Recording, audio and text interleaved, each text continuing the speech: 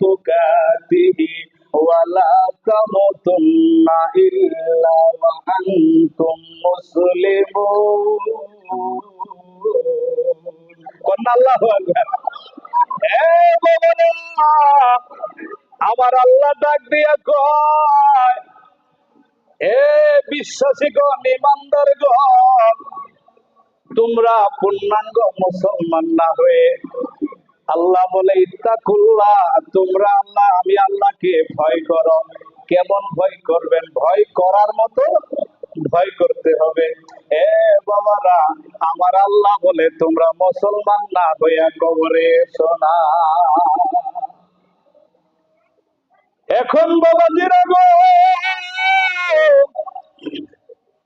আমার আল্লাহ ডাক দিয়া বলে, ইয়া আইয়ুহাল্লাযীনা আমানু, আমার আল্লাহ ডাক দিয়া কয়, হে ঈমানদারগণ, হে বিশ্বাসীগণ, ইত্তাকুল্লাহ, তোমরা আমি আল্লাহকে ভয় করো।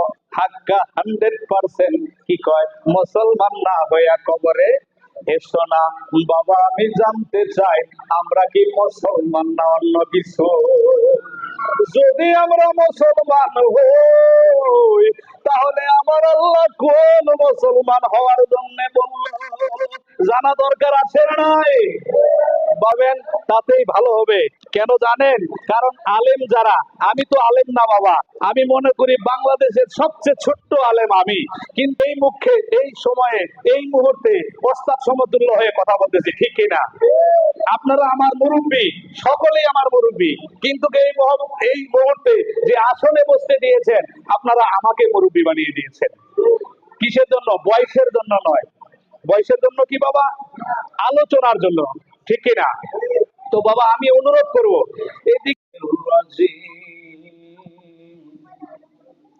বিসমিল্লাহির রহমানির রহিম।